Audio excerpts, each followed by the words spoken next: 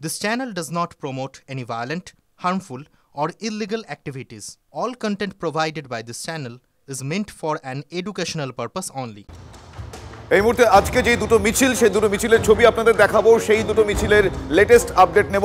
একটি মিছিল medical college থেকে, একটি মিছিল এসএসকেএম থেকে। দুটি মিছিলের এই গন্তব্য ডোরিনা ক্রসিং। ইতিমধ্যেই তাদের 10 দফা দাবিতে ডাক্তাররা অনড় রয়েছেন। আমার দুই সহকর্মী আমার সঙ্গে রয়েছেন। আমার সঙ্গে রয়েছেন আমার সহকর্মী প্রদীপ্ত, আমার সঙ্গে রয়েছেন আমার সহকর্মী সৌরভ। ওদের কাছ থেকে আমি আজকে এই মুহূর্তে মিছিলের আপডেট জানবো। তার কারণ কিছুক্ষণ আগেই আমরা দেখলাম, আপনাদের শুনিয়েওছি যে মিছিলের গতিপথ নিয়ে, রুট নিয়ে একটা সংশয় ছিল। সে কারণে প্রাথমিকভাবে এনওসি মেলেনি, কিন্তু পরবর্তীকালে এনওসি মিলেছে। আমি প্রথমেই যাব সৌরভের কাছে। সৌরভ, মিছিলের অবস্থান।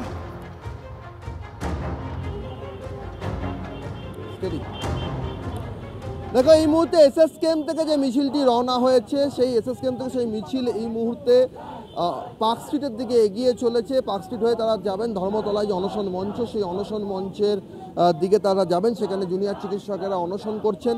আমার সঙ্গে সিনিয়র চিকিৎসকেরা রয়েছেন। তোমাকে জানিয়ে রাখি যে একটু আগেই তারা জেনারেল বডির মিটিং করেছিলেন। তাদের মিটিং হয়েছিল, ফ্যাকাল্টিদের একটা মিটিং হয়েছিল, এবং সেখান থেকে তারা স্থির করেছেন যে মুখ্য সচিবকে চিঠি লিখে তারা জানাবেন যে এই মুহূর্তে জুনিয়র চিকিৎসকেরা যে অনশন আন্দোলন করছেন, সেই অনশন আন্দোলনের ক্ষেত্রে তাদের দাবিগুলো যুক্তিসঙ্গত। রাজ্য সরকার যেন তাদের অনশন প্রত্যাহারে এগিয়ে আসে, আলোচনার টেবিলে তারা যাতে আসে, নইলে তারাও চূড়ান্ত পদক্ষেপ করতে তৎপর হবেন। আপনারা মাস রেজিগনেশনের কথা বলছেন, আপনারা সরকারি চাকরি করেন, মাস রেজিগনেশনের কথা বলছেন, এটা সরাসরি সরকারকে চ্যালেঞ্জ ছুড়ে দেওয়া না। কিছু সময় হলে এটা তো করতে হতেই পারে, দরকার হলে। আমরা নিজেদের জন্য করছি না, আমরা আমাদের ছেলেরা করছে ছেলেদের জন্য, এবং ছেলেরা বৃহত্তর স্বার্থের জন্য করছে, মানুষের জন্য। সরকার যে পরিষেবাটা দিতে চায়, যে সুস্থ পরিষেবাটা দিতে চায়, ছেলেরাও সেটাই দিতে চায়। তো সরকারের সাথে কোথাও তো কনফ্লিক্ট নেই, কিন্তু সময়ের কিছু দাবি থাকে, সেইগুলোকে ঠিক করার জন্যে, সেই জন্য আমাদের এটা করতে হতেই পারে। দরকার হলে আমরা এটা করব। এটা সময়ের দাবি বলছেন? নিশ্চয়ই, এটাও সময়ের দাবি। স্যার, আপনারা বলছেন যে আপনারা মাস রেজিগনেশন করবেন যদি দাবি দেওয়া না মেটানো হয়, বা জুনিয়র চিকিৎসকদের সঙ্গে যদি সরকার যদি আলোচনা টেবিলে না আসে। সরকার তো এটাকে অন্যভাবেও নিতে পারে, আপনারা তো সরকারি চাকরি করেন। আমরা সবসময় চাই যে আমাদের যারা বসে আছে ফাস্টিং আপ টু ডেথ, তাদের যেন কোনো ক্ষতি না হয়। যা ক্ষতি হয়ে গেছে, অলরেডি অনেক ক্ষতি হয়ে গেছে, আমরা চাই না আর কোনো ক্ষতি হোক। সেই জন্য আমরা এই স্টেপ নিতে বাধ্য হয়েছি। স্যার, সরকার ইতিমধ্যেই আরজিকর মেডিকেল কলেজে সেখানে মাস রেজিগনেশন করার পর তার প্রিন্সিপালকে তলব করেছে নবান্ন। সেই রকম যদি কোনো সিচুয়েশন তৈরি হয়, সেক্ষেত্রে কি আপনারা অনড় থাকবেন? আমরা অনড় থাকবো। আমরা যতক্ষণ না পর্যন্ত আমাদের এই ছাত্রীদের তারা তাদের দাবিতে অনড় রয়েছেন। সৌরভ, তুমি আমাদের সঙ্গে থাকো। আমি আরো একবার যাবো আমার সহকর্মী প্রদীপ্ত রয়েছেন। প্রদীপ্তর কাছে যাবো। প্রদীপ্ত, তুমি যে মিছিলের সঙ্গে রয়েছো, সেই মিছিলের অবস্থান জানতে চাইবে, এবং যাদের কাছে গন্তব্য যেখানে, অর্থাৎ ডোরিনা ক্রসিং, সেখানে জুনিয়র ডাক্তার ইতিমধ্যেই তাদের অসুস্থতারও খবর আসছে। একটু তারা কি বলছেন শুনবো। দেখো, এই মুহূর্তে আমি রয়েছি সেন্ট্রাল এভিনিউ বউবাজারের যে ক্রসিং, সেই জায়গাতে চিকিৎসকদের যে মিছিল, নাগরিক সমাজের প্রতিনিধিরা তারাও এই মিছিলে পা মিলিয়েছেন, এবং এই মুহূর্তে মিছিল এগিয়ে চলেছে। আর যেহেতু পুলিশের অনুমতি নেই, সেই কারণে এই মিছিলের ক্ষেত্রে যেটা হয়েছে, পুলিশের সঙ্গে তারা কথা বলেছেন, এবং পুলিশের তরফ থেকে বলা হয়েছে যে কোনোভাবেই যাতে ট্রাফিক মুভমেন্ট কোথাও সমস্যা না হয়, সেভাবেই কিন্তু এই মিছিল যদি আপনারা এগিয়ে নিয়ে যান, তাহলে তারা অনুমতি দিচ্ছেন। এবং সেই জায়গা থেকে কিন্তু দেখা যাচ্ছে যে মিছিল এই মুহূর্তে আমার সহকর্মী যে ছবি দেখাচ্ছে, সেই জায়গাতে কিন্তু যেমনভাবে মিছিল এগোচ্ছে, তেমনই পাশ দিয়ে সেন্ট্রাল এভিনিউয়ের যে রাস্তা, সেখান থেকে কিন্তু গাড়ি চলাচল করছে, সেই ছবিও ধরা পড়ছে। আমরা একবার কথা বলে নেওয়ার চেষ্টা করব যে চিকিৎসকরা রয়েছেন এই মিছিলের সঙ্গে, এবং নাগরিক সমাজের প্রতিনিধিরা তারাও এই মিছিলে তারা পা মেলাচ্ছেন। এবং ইতিমধ্যেই তুমি দেখতে পাচ্ছ, যত সময় গড়াচ্ছে এই মিছিল কিন্তু যথেষ্ট বড় হচ্ছে, এবং যে চিকিৎসকরা রয়েছেন একবার কথা বলার চেষ্টা করব আমরা তাদের সঙ্গে।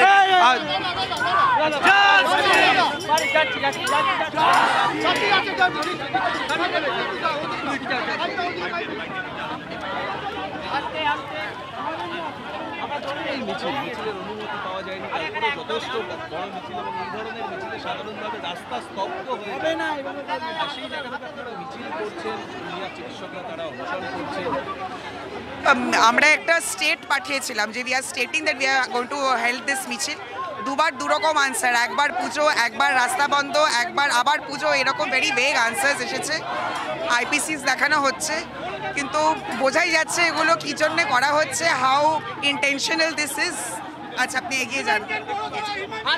ভেরি ইন্টেনশনাল হচ্ছে সেটা বোঝা যাচ্ছে, এই আর কি। আর ভেরি ডিসহার্টেনিং, এই নিয়েই চলতে হবে, তাই জন্যই আবার পথে নামা। দেখো, তুমি শুনতেই পেলে আজকের মিছিলের অন্যতম অর্গানাইজার হিসাবে যারা রয়েছেন তারা যে কথা জানাচ্ছেন যে এই যে মিছিল, সেই মিছিল তারা অনুমতি পায়নি, কিন্তু তারপরেও তারা মিছিলকে এগিয়ে নিয়ে যাবেন এবং সেই ছবিটাই কিন্তু এখন ধরা পড়ছে। এবং যে কিছুক্ষণ আগে এই মেডিকেল কলেজের চিকিৎসকরা তারা জানিয়েছেন এগিয়ে চলছে। প্রদীপ্ত, আমি তোমার কাছে আসবো। আমি আরো একবার আমার সহকর্মী সৌরভের কাছে যাই। সৌরভ রয়েছেন যেখানে যেই মিছিলের সঙ্গে, সেই মিছিলে সিনিয়র ডাক্তাররা রয়েছেন, তারা কি বলছেন একবার শুনি। সৌরভ।